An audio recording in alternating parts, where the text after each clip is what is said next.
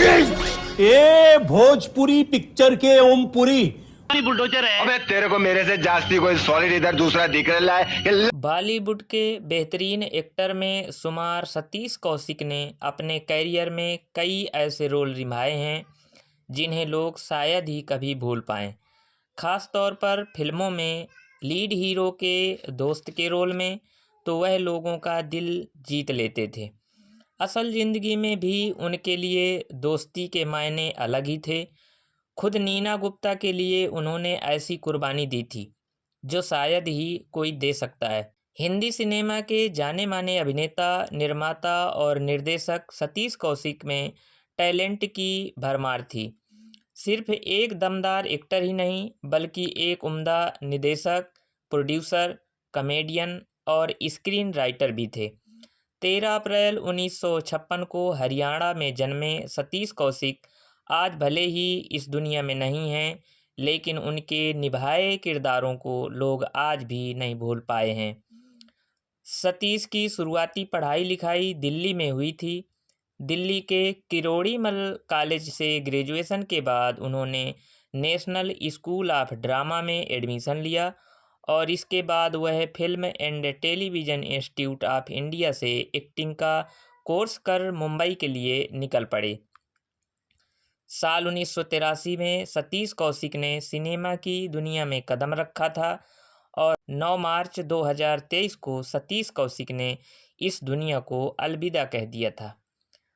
सतीश कौशिक ने अपने कैरियर में हर तरह के रोल निभाए हैं। ख़ास तौर पर गोविंदा के साथ तो उन्होंने दोस्त के कई ऐसे रोल निभाए हैं जो लोगों के जहन में बस गए हैं। आके आजा यार, अरे बस मोहन यार, हम भी आ गए आपके सपनों की नगरी में अपनी किस्मत आजमाने के लिए। साजन चले ससुराल में भी वह गोविंदा का दोस्त का किरदार निभाया था जिसे लोगों ने काफ़ी पसंद किया था। वो लुढ़कता देखो।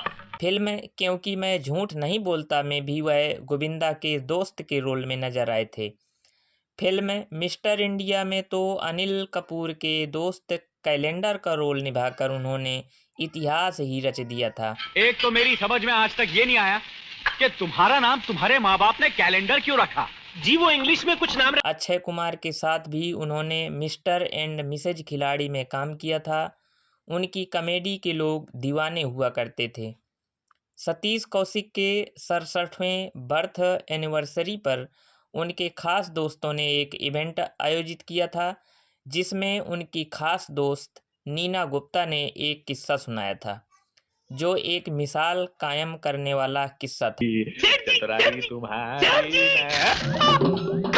नीना ने बताया था कि जब वह शादी से पहले ही प्रेग्नेंट थी तो मैं बहुत टेंशन में थी क्योंकि गड़बड़ प्रेगनेंसी थी मेरी। इस प्रेगनेंसी वाली कहानी मैं आपको आगे बताऊंगा जो बहुत ही कंट्रोवर्शियल थी उस वक्त के हिसाब से तो बहुत ज़्यादा। उस वक्त मेरे बुरे दौर में सतीश मेरे पास आए और उन्होंने कहा कि नैन्सी तू चिंता मत कर। वो मुझे नैन्सी ही कहते थे। अगर तेरा बच्चा काले रंग का हुआ ना तो मैं सबको बोल दूंगा कि ये मेरा बच्चा है।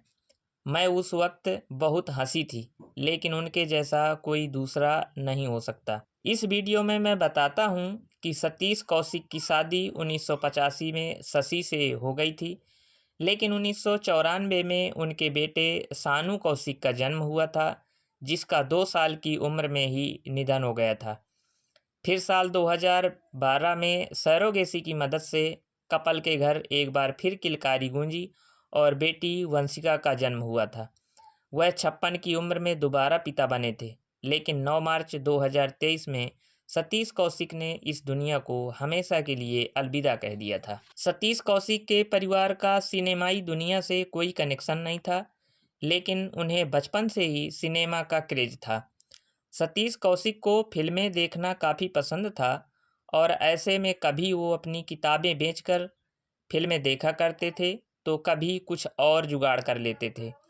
एक बार तो सतीश ने माँ से 5 रुपये चुरा लिए थे जिसकी जानकारी मोहल्ले वालों को भी हो गई थी। इसके बाद से ही सतीश कौशिक को मोहल्ले के लोग हरी पत्ती कहने लगे थे। अब चलते हैं नीना गुप्ता की प्रेगनेंसी की कहानी की तरफ। नीना गुप्ता 80 के दशक में वेस्ट इंडीज के क्रिकेटर विवियन रिचर्ड के साथ रिलेशनशिप में थी। विवियन पहले से ही मिरियम नाम की एक महिला से शादी कर चुके थे, जिससे उन्हें 2 बच्चे भी थे। ऐसे में जब नीना प्रेग्नेंट हुई तो विवियन रिचर्ड्स ने नीना से शादी करने से इनकार कर दिया। इस तरीके से नीना टूट चुकी थी। जब सतीश को इस बारे में पता चला तो वो सीधे नीना के घर पहुंच गए। उन्होंने नीना को ये कहते हुए शादी का प्रपोजल दिया था कि अकेले बच्चा पैदा करने पर बदनामी होगी। अगर बच्चे का रंग सांवला होगा तो लोगों को ये लगेगा कि वो बच्चा सतीश का ही है। ये सुनते ही नीना की आंखों में आंसू आ गए, लेकिन उन्होंने शादी का प्रस्ताव ठुकरा दिया था। नीना ने 1989 में बेटी मसाबा गुप्ता को जन्म दिया और अकेले ही उसकी परवरिश की। हालांकि इसके बाद भी वो क्रिकेटर विवियन रिचर्ड्स के टच में बनी रहीं। तो ये थी कॉमेडियन सतीश कौशिक की कहानी। आपको कैसी लगी? अच्छी लगी हो तो वीडियो को लाइक करिए और एक प्यारा सा कमेंट भी कर दीजिए, और मन करे तो वीडियो को शेयर भी कर दीजिए ताकि ये जानकारी सभी को मिल सके। अगर मेरे चैनल में पहली बार विजिट कर रहे हों तो चैनल को सब्सक्राइब करना ना भूलें। बहुत बहुत धन्यवाद।